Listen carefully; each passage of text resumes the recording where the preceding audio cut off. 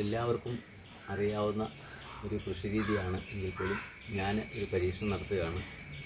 മിൽമയുടെ ഒരു കവറിനകത്ത് ചീര നടാനുള്ള പരിപാടിയാണ്. അതിനായിട്ട് മണ്ണ് റെഡിയാക്കിയിട്ടുണ്ട്. ചാണകപ്പൊടിയും മണ്ണും നല്ല മണ്ണിരടങ്ങിയ മണ്ണാണ്.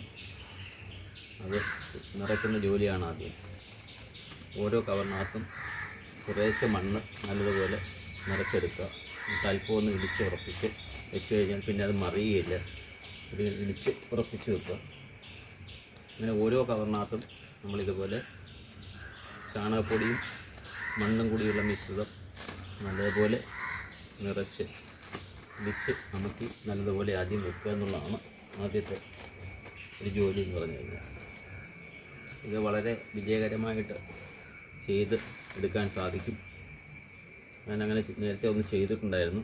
അത് നിങ്ങൾക്ക് പിന്നീട് കാണിച്ചു തരാം. വളരെ എളുപ്പത്തിൽ ചെയ്യാവുന്ന, വലിയ ശ്രദ്ധ ആവശ്യമില്ലാത്ത ഒരു കാര്യമാണിത്. നമുക്ക് ആവശ്യമായിട്ടുള്ള, വീട്ടിലേക്ക് ആവശ്യമായിട്ടുള്ള ചീര നമുക്ക് തന്നെ കൃഷി ചെയ്ത് എടുക്കാൻ സാധിക്കും. വളരെ എളുപ്പത്തിൽ അത് വളരുകയും ചെയ്യും.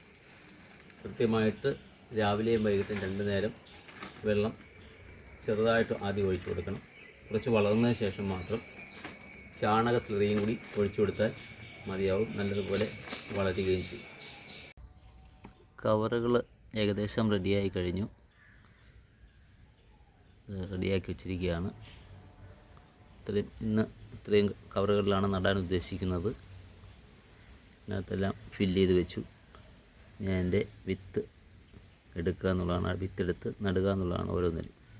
ഇത് ചെയ്യാൻ പോവുകയാണ്. ഇതാണ് ചീര വിത്ത്. പാലക്കൻ അറിയപ്പെടുന്ന വിത്താണ് ഞാൻ ഉപയോഗിച്ചിട്ടുള്ളത്.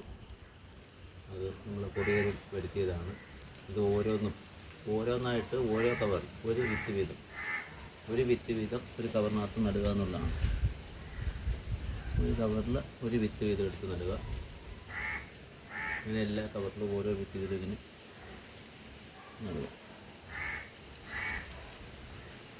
കൂടുതൽ സമയമൊന്നും ഇതിന് ആവശ്യമില്ല. വളരെ പെട്ടെന്ന് തന്നെ ചെയ്തെടുക്കാവുന്ന ഒരു ജോലിയാണ്. വളരെ പെട്ടെന്ന് തന്നെ ചെയ്യാം.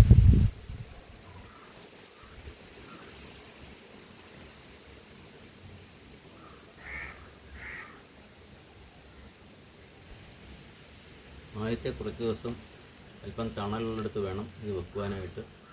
എന്നിട്ട് രാവിലെയും വൈകുന്നേരവും ജലം ഒഴിച്ചു കൊടുക്കണം.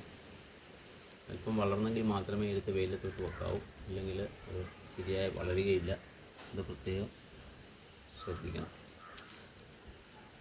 നല്ലതുപോലെ വെള്ളം ഒക്കെ ഒഴിച്ചു കൊടുത്തു കഴിഞ്ഞാൽ നല്ല രീതിയിൽ ഇത് വളരും.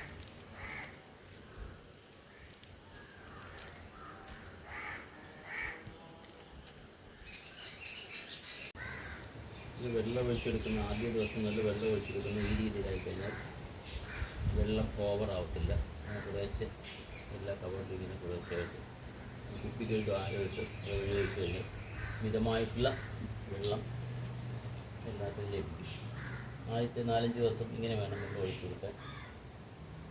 വളർന്ന് നല്ലപോലെ മുകളിലോട്ട് വന്നതിന് ശേഷം കൂടുതലായിട്ട് വെള്ളം ഒഴിക്കാവൂ.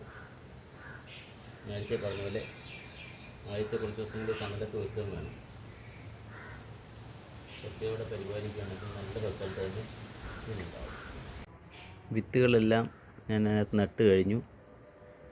കുറച്ച് ദിവസങ്ങൾക്ക് മുമ്പ് ഇതേപോലെ നട്ട തൈകളെ ഞാൻ കാണിച്ചു തരാം. ഇതാണ്